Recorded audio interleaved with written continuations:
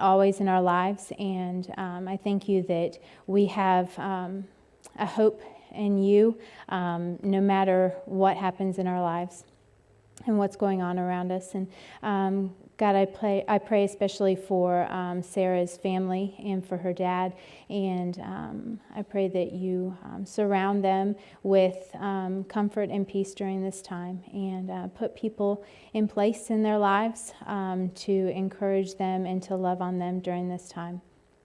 I thank you for our church family, and I thank you so much for just how you continue to bless us. And I pray that we can do our best to glorify you. Be with us in this service. In Jesus' name, amen.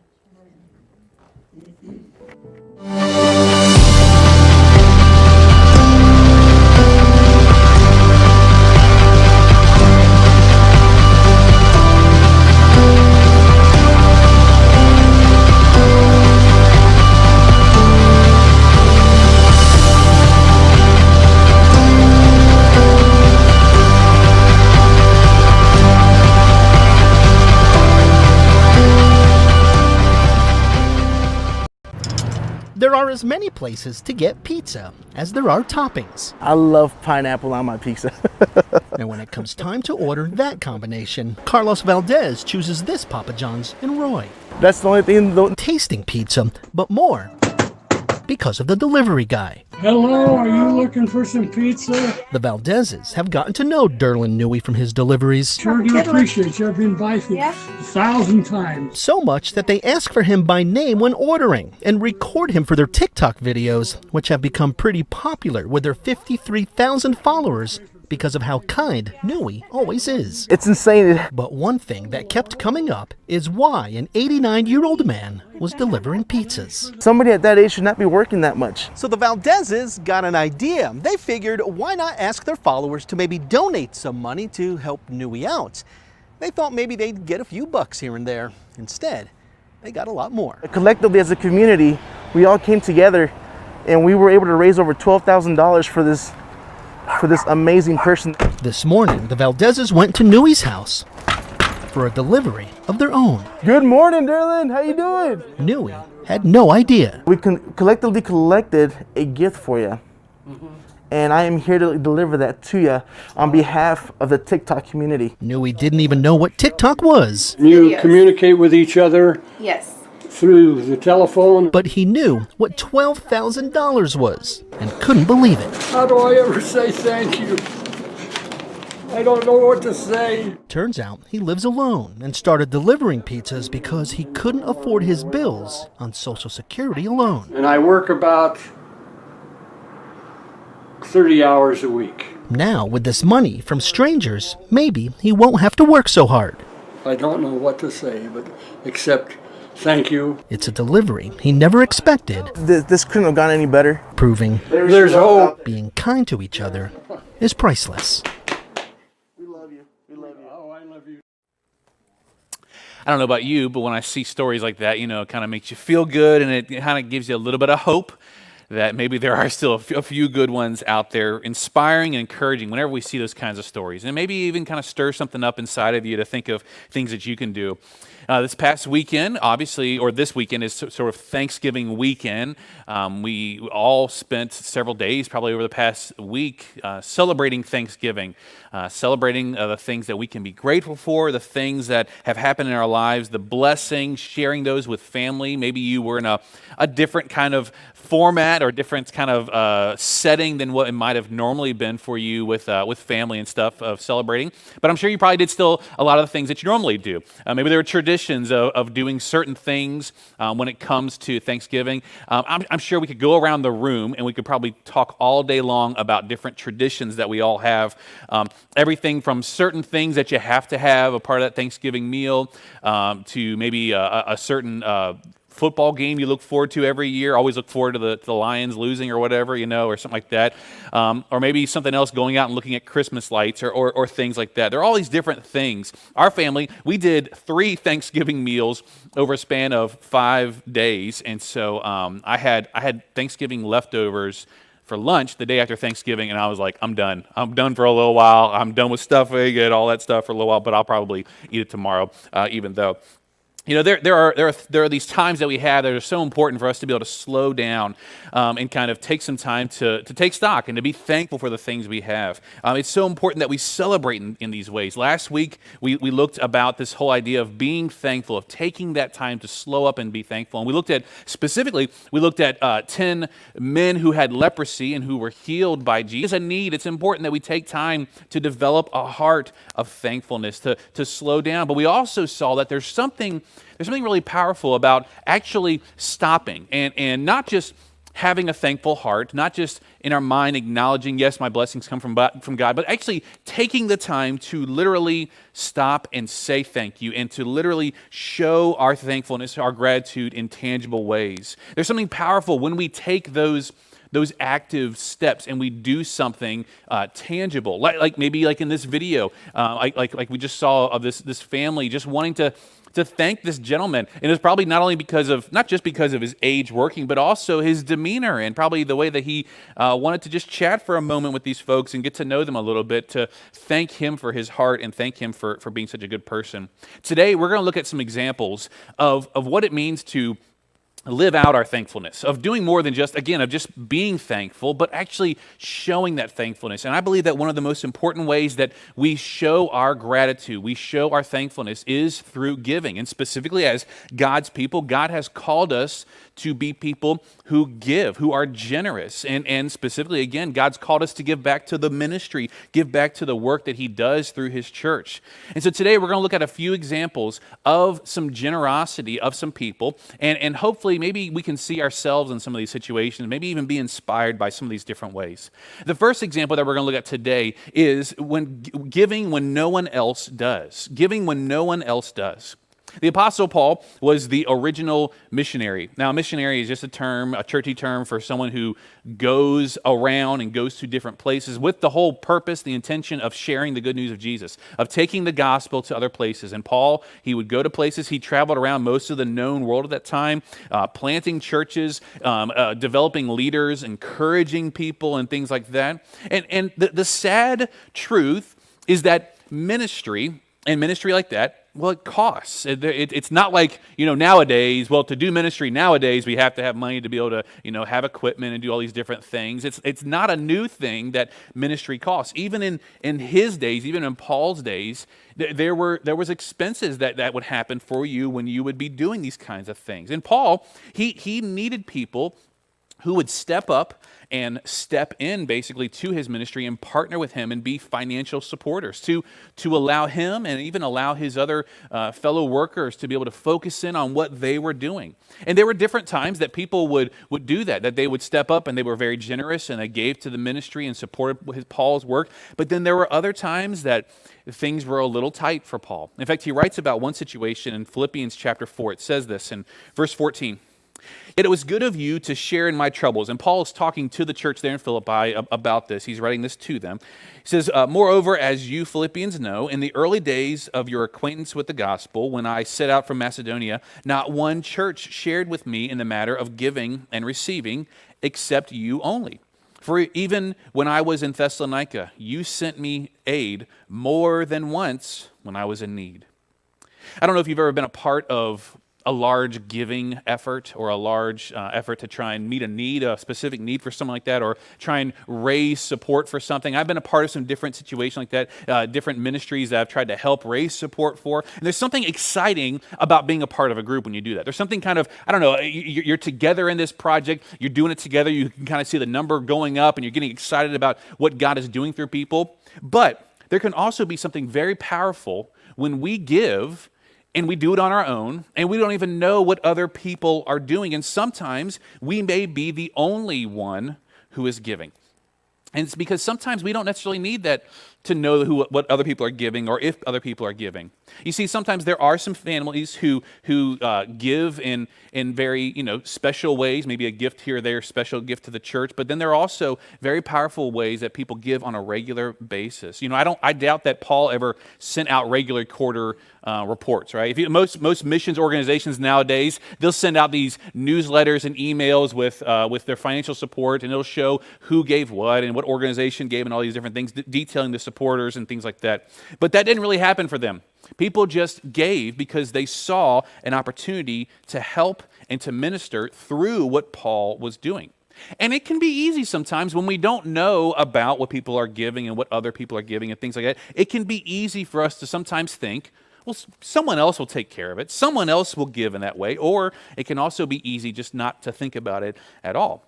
And again, while sometimes it's good to know about those big gifts that may happen sometimes, or even those big campaigns, there's something very powerful about faithful, over and over giving because of God's blessings in our life. To be able to say, basically through a tangible way, to say, I'm with you. I'm supporting what's happening. I'm here with you. I haven't forgotten about you.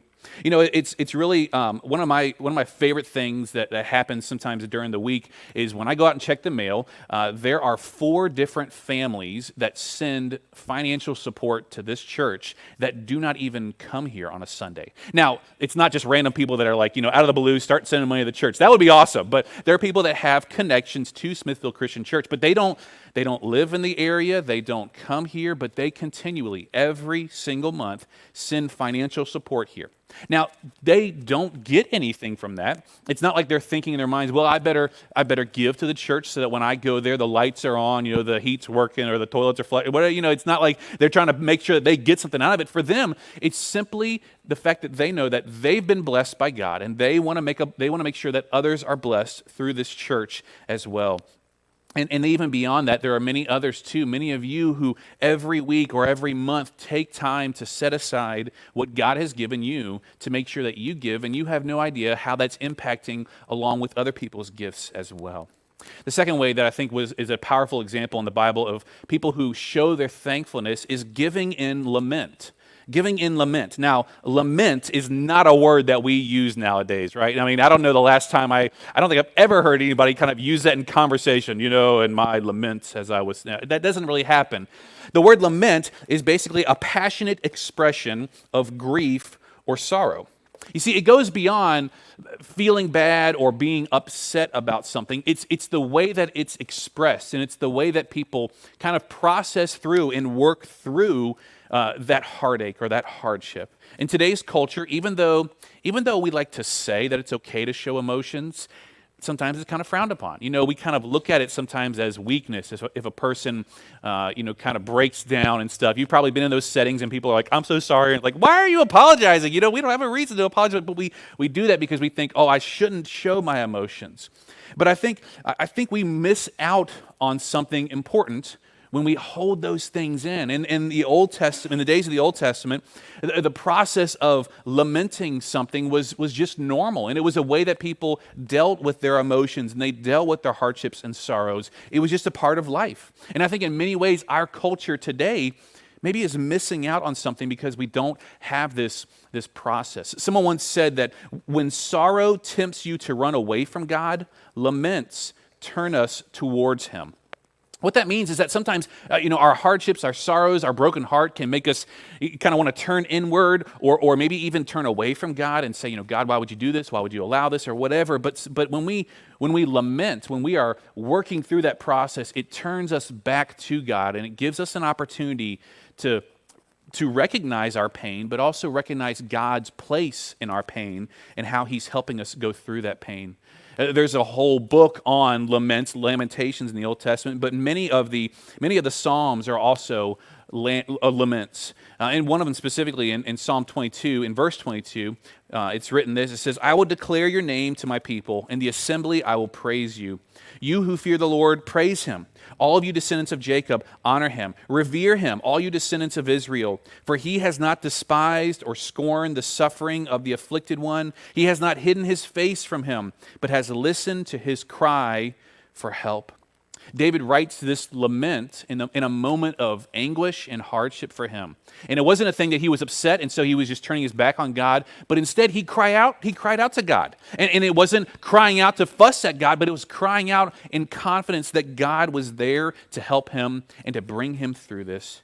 In the midst of hardship and uncertainty, sometimes a lament is turning our heart and our mind to God and trusting Him, even when sometimes it doesn't make sense. And I think probably one of the strongest examples that we can see in the Bible of someone giving and generously giving in a moment of lament or a moment of hardship is in the life of Abraham. Now, Abraham and his wife Sarah, they for a long time could not have children, and they begged, they pleaded with God, for a son and for a child, and they even tried to go their own route and do their own plans, and God finally said, no, I'm going to bless you with a son through Sarah. But it wasn't until Abraham was 100 years old before he finally had Isaac. And so he finally has a son, and God blesses him with this gift in this way, and I'm sure he's probably just elated and so thankful. And then God comes, and if you know the life of Abraham, you know that God comes and basically says to him, I want your son back. I want you to sacrifice your son to me. And so Abraham takes his son Isaac, and they go to do that. And we read what happens here in Genesis 22 and verse 9. When they reached the place God had told him about, Abraham built an altar there and arranged the wood on it. He bound his son Isaac and laid him on the altar on top of the wood. And then he reached out his hand and took the knife to slay his son. But the angel of the Lord called out to him from heaven, Abraham, Abraham. Here I am, he replied. Do not lay a hand on the boy, he said. Do not do anything to him. Now I know that you fear God, because you have not withheld from me your son, your only son. You see, Abraham goes from wishing and praying and hoping and probably a lot of heartache even in that moment, and then God grants him this son, but then God seems to be taking him away, and he's back into this heartache again. But in the midst of this tough time of what Abraham is going through, he doesn't argue, he doesn't bargain, he doesn't even say no to God. He, in his sorrow and in his pain, he turns to God and he gives even in the midst of his lament. You see, there will be times in the midst of our pain and our heartache that we turn to God and we're prompted by his Spirit to generously give. Maybe you've been in the midst of losing a loved one, and there have been times that people within our church family or other church families that they have lost someone, and they have this desire to give to the church, to kind of give an offering to God, even though they're going through a hardship. There's something that's so powerful when a person is heartbroken, but they want to still give. There's something so cathartic almost for us to be blessing someone else or blessing the church in the midst of our heartache and pain. And we see that, sometimes you'll see on an obituary, it may say in lieu of flowers to give to a certain ministry or church or whatever it might be. I think deep down, when we are generous, when we give in the midst of our pain, what it does is it pulls us closer to God. And in that moment, there's a bit of healing that goes on in the midst of our hurt. Well, the third example of giving through generous acts, it comes from the Gospel of Mark, and this is one of those times that there was kind of different accounts in different Gospels from different perspectives of the same situation, but this one is Mark's account. It's in Mark 12, verse 41. It says, Jesus sat down opposite the place where the offerings were put and watched the crowd putting their money into the temple treasury. Many rich people threw in large amounts, but a poor widow came and put in 2 very small copper coins worth only a few cents. Calling his disciples to him, Jesus said, Truly I tell you, this widow has put more into the treasury than all the others. They all gave out of their wealth, but she, out of her poverty, put in everything, all she had to live on. This is a situation that not all of us, not many of us, are going to be able to fully appreciate and fully understand. For most of us in our culture, we've never been to this point. To literally look at what's in your hand and know that's all you have left. Sure, maybe there have been times that things have been tight. Maybe there have been times that you didn't have as much of a blessing as other times, but maybe not quite to the point where that was it. Our family, we went through a period of time, about 9 months, of where we didn't have a main source of income. And we still today tell the stories of how God provided and took care of us and helped us through those times. But it was not to this point. It was not to this extent that this woman was at. For this woman, the question was not, well, do I eat out today, or do I, save some money and eat at home, or do I cancel my Netflix subscription, or do I downgrade my data plan on the cell phone? No, for her, it was, do I give everything that I have left or not? And her example is giving when it hurts. Giving when it hurts.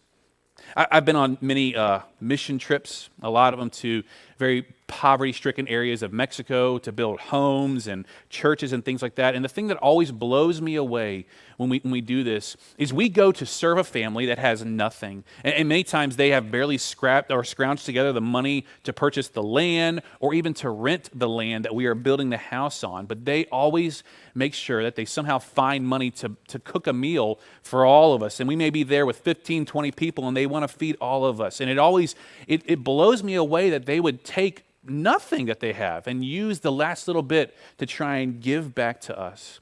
You see, I think it's all about perspective. And this woman, what she gave in that temple treasury really was so small and insignificant. In Luke's gospel, his account, he says that she put in 2 mites. Now, 2 mites is equal to about 1/64th of a denarius, and a denarius was basically a day's wage for a person. So she put in 1/64th of a day's wage. She probably put in about less than $5 for us today.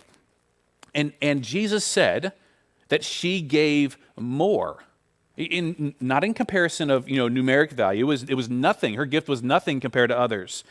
But these rich people, they were throwing in Mark's gospel, he says that they threw in their gifts. And whenever I read that in my mind, I can kind of hear the coins clanging together and hitting probably the wooden box, and for them making a commotion, drawing some attention to themselves for all that they were giving. But I can kind of almost picture in my mind her sheepishly kind of coming in and very meekly placing her gift, not wanting to bring attention to herself, but Jesus noticing just how much she had given. You see, there will be times that we give and we show our love and our thanks to God by giving, and sometimes those situations hurt, but we do it because of how much He has given to us and how much He has blessed us. So we've seen how the church in Philippi, how they gave when no one else did. We saw how Abraham, how he gave in the midst of a heartache or a lament. And we see how this woman, she gave when it hurt. And I want to kind of finish things up by talking about 3 reasons why I think these examples and other examples of generosity are such a powerful thing when we see them. When we see somebody give $12,000 to a pizza delivery man, why we are so moved by that. I think there's some important things that happen when we are generous and we give. The first thing is that it causes us to rely on God. When we give, by any means, it causes us to rely on God. I mean, really, it's just kind of simple math. When you give financially to God, you now have less money for the other things, right? So, I mean, it's just simple math, just from the very basics. But even beyond that, when we give to God, we're basically saying, God, I'm trusting you that what I give to you, you're gonna take care of me. You're gonna provide for me. And the more you give, obviously, the more you're trusting God in those ways. And I'll be honest, there have been times that Beth and I, we've talked about our finances, and we've looked at our finances, and we've looked at our wants, and we've looked at our needs, and we've said, well, maybe if we didn't give, or if we didn't give in this way, then we could do whatever. We even met with a financial advisor once who told us, and he said, you need to cut back on your giving. You need to not give so much, because what you can do with that money that you don't give, now you can invest it in this way. And I thought it was interesting. He didn't say, you should cancel your Busch Gardens tickets. He didn't say you should eat out less. He didn't say, any of those other things. He went right to, you should give less. And for us, it just was a reminder that we need to continue to trust and rely on God. Now, that doesn't mean we make ourselves poor. That doesn't mean that we go into poverty to try and give everything back and then we have nothing left. But we trust in God. In Matthew 6:25, we read this. Jesus said, therefore I tell you, do not worry about your life, what you will eat or drink, or about your body or what you will wear. Is not life more than food and the body more than clothes? Look at the birds of the air. They do not sow or reap or store away in barns, and yet your heavenly Father feeds them. Are you not much more valuable than they? Can any one of you, by worrying, add a single hour to your life? And why do you worry about clothes? See how the flowers of the field grow. They do not labor or spin. Yet I tell you that not even Solomon in all his splendor was dressed like one of these. If that is how God clothes the grass of the field, which is here today and tomorrow thrown into the fire, will He not much more clothe you of little faith? So do not worry, saying, well, what shall we eat? Or what shall we drink? Or what shall we wear? For the pagans run after all these things, and your heavenly Father knows that you need them. But seek first His kingdom and His righteousness, and all these things will be given to you as well. Therefore, do not worry about tomorrow, for tomorrow will worry about itself. Each day has enough trouble of its own. You see, Jesus isn't calling us, again, he's not calling us to foolishness, but he is calling us to sacrifice and to rely on God, not my paycheck or not my things, but to rely on God. In fact, and I want to challenge you with this, and this may seem a little much, but I really firmly believe if you've never had the conversation with a spouse or with yourself, if you're single, if you've never had the conversation, should we be giving this much? Then you need to ask yourself why. And I'm not saying, should we give? Yes, God says you should give. Let's just get that out there in the open, okay? That's the bottom line. But if you've never had the conversation, man, should we really be giving this much to God? Then you should ask yourself why. And this isn't a sin issue. This isn't to say if you don't give lots and lots and lots, you're sinning and you're wrong. But you need to ask yourself, are you relying on God? Or are you relying on something else, your job, your paycheck, instead of God? Which leads us to the second reason why I think giving generously is such a powerful thing when we're showing our thankfulness. And that is it realigns our priorities. It realigns our priorities. When our family, when Beth and I, when we were in the market for a house a couple years ago, it was normal for us to have the conversation of, well, can we really afford this? You kind of see the house you like and you talk to the banker and they give you, well, this is what the monthly payment would be. And we're like, okay, can we really afford that? Maybe it's a little bit higher than what we were kind of hoping for. Maybe we can kind of cut here, cut there, or whatever. Or a few years ago, we had to replace our car, and you're looking online at different cars, and you go and you talk, and you always, man, I tell you, you got to kind of know before you go in because they will get you. But you're kind of talking through, and you're like, can we really afford that? Or maybe it's some other kind of purchase or whatever. Or maybe you're on a vacation. This happens to us all the time. You've already spent money for the place you're staying and what you're doing, all this stuff, but then you see that one thing to do, and you're like, oh, that would be really fun. Do we really have the money to just spend? Let's just go ahead and do it. Yeah, we got a little bit more. We can spend a little more money on this. But do we ask those same questions when it comes to giving to God? Do we really ask those questions of, can we do this? Can we give in this way? Or do we kind of just normally just kind of run through life and not even give a thought to that? It's interesting that we think so diligently about these purchases, but we don't give the same kind of conversation or the same kind of effort and thought to giving back to God. Jesus once told a parable in Luke 12. It's recorded in verse 13. Someone in the crowd said to him, "Teacher, tell my brother to divide the inheritance with me." Jesus replied, "Man, who appointed me judge or an arbiter between you?" Then he said to them, "Watch out, be on your guard against all kinds of greed. Life does not consist in abundance of possessions." And he told them this parable. The ground of a certain rich man yielded an abundant harvest. He thought to himself, "What shall I do? I have no place to store my crops. Oh, woe is me." And then he said, "This is what I'll do. I'll tear down my barns and build bigger ones, and then I will store my surplus grain. And I'll say to myself, you have plenty of grain laid up for many years. Take life easy, eat, drink, be merry." But God said to him, "You fool, this very night your life will be demanded from you. Then who will get what you have prepared for yourself? This is how it will be with whoever stores up things for themselves, but is not rich toward God." You see, this man's priorities were all messed up. For him, it was all about how much can I store away for myself? How can I make things easy and comfortable and luxurious for myself? And look, there's nothing wrong with being comfortable at all. That's why we have nice padded seats, right? That's why we have heat and air conditioning. There's nothing wrong with those things. But when those become our priorities, when those are the focuses, when we think more about how can I make my life easier than we think about how can I bless someone else, how can I bless the work that God is doing, when we think more about me and my comfort, that's when there is something wrong. Someone once said that you can tell a person's priorities by looking at their bank account and their schedule, how we spend our time and how we spend our money. Now, we're not going to look at your bank accounts or your schedules, but I think each one of us personally needs to take time and take stock of those priorities and ask the question, what does this reveal about my priorities? What does this reveal about my heart? The third reason why I think giving is such a powerful thing and such an important thing when we're showing thanks is that it inspires others. It inspires others.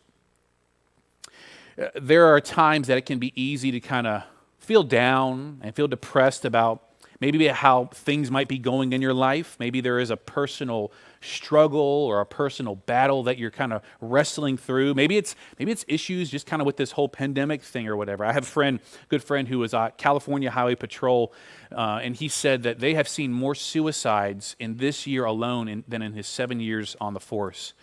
And we probably can think of a lot of different reasons for us to kind of be frustrated or be discouraged or be brought down. But when we read or we see or hear stories like that family we saw at the beginning there of Blessing That Delivery Man, when we hear those stories, it kind of inspires us.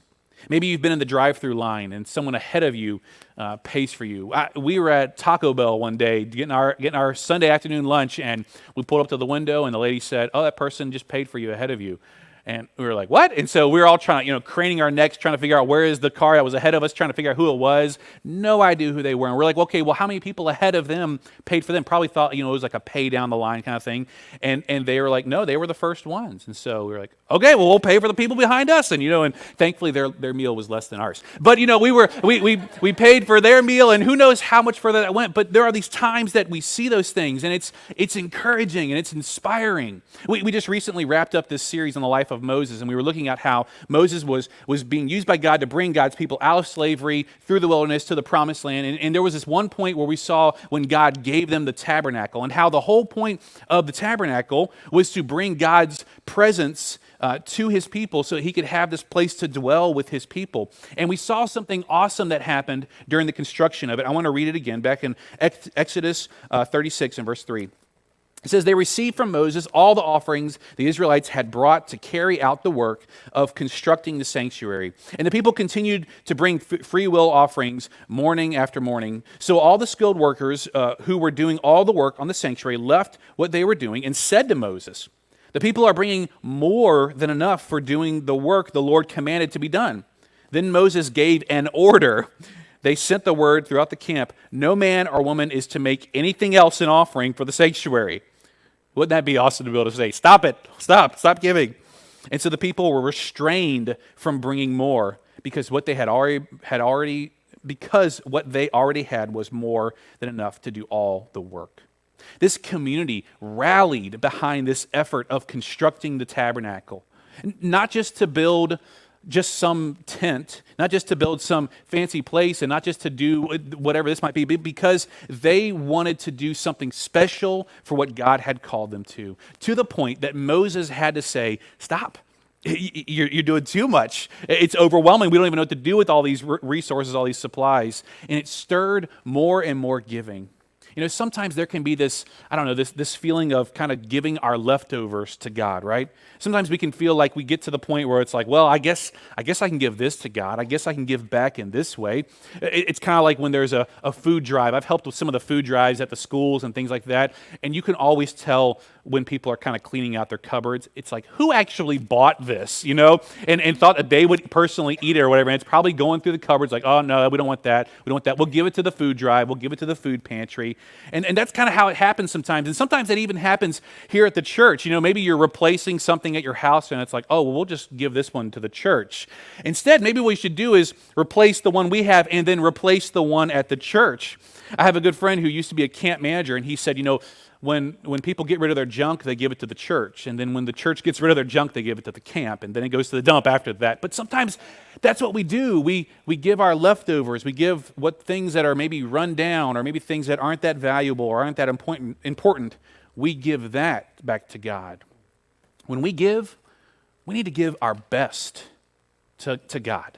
And when we do that, it inspires and it encourages and it challenges others. Man, we have so much to be thankful for. And I know that it's easy to talk about it this time of year. It's easy for us to kind of focus in on all these different things that we're thankful for, and to think through all those different things. In fact, our family, we've been doing this thing this month. This is our, I don't know if there's an official name for it, thankfulness pumpkin. But every day, we've been trying to every day, throughout the month of November, we've been writing different things on here that we're thankful for. It's things like music, hot chocolate, pie, coffee, amen, cousins, a dishwasher, Jesus, Busch Gardens, Brennan, ribs, Q-daddies, amen. All these different things, a bed to sleep in, so many different things. And the truth is, we could probably fill dozens of pumpkins with all the blessings that God gives us in our life. But we need to take the time, not just in November, not just around this season. We need to be willing to slow up and truly recognize what God has done for us in our life. And I believe that when we stop and when we recognize these blessings and we recognize that we truly have so much of a reason to give thanks and to be generous back to God, I believe that's one of the most powerful ways that we can say thank you back to God is through our generosity back to Him. And so I want to challenge you with that. I want you to consider what and how you are giving back to God. And I want you to consider how you are expressing your thankfulness back to God in your giving. You know, we just came off of, we had Black Friday, and then we had Small Business Saturday, and tomorrow is Cyber Monday. And then Tuesday, I don't know how many years ago, maybe about 5 or 7 years ago, someone came up with this idea of making what's called Giving Tuesday. And we've been talking a little bit about it on our Facebook group. If you're on there, you've seen us mention it here and there. But maybe in the midst of all this kind of consuming and buying and getting all this wonderful stuff, maybe it's a great opportunity to start some of these practices right here on Giving Tuesday. And it doesn't have to be financially. Maybe Giving Tuesday for you is taking some time and giving something to a neighbor, baking something and giving it to them, finding someone in the community to be a blessing to. Or maybe it is giving in some way. So we were kind of mentioning some different ways that we can be giving on these days. One of those ways was to find another local church in our community and give a gift to them. And trust me, it'll blow their minds. Give a gift to them that you've never even been to their church. Or maybe on our website, smithfieldchristian.com, we have a list of all of our 7 different missions that you could go there and find one of those missions and give specifically to there. Man, the point is, we need to take the time to not just say, not just talk about how thankful we are. We need to do things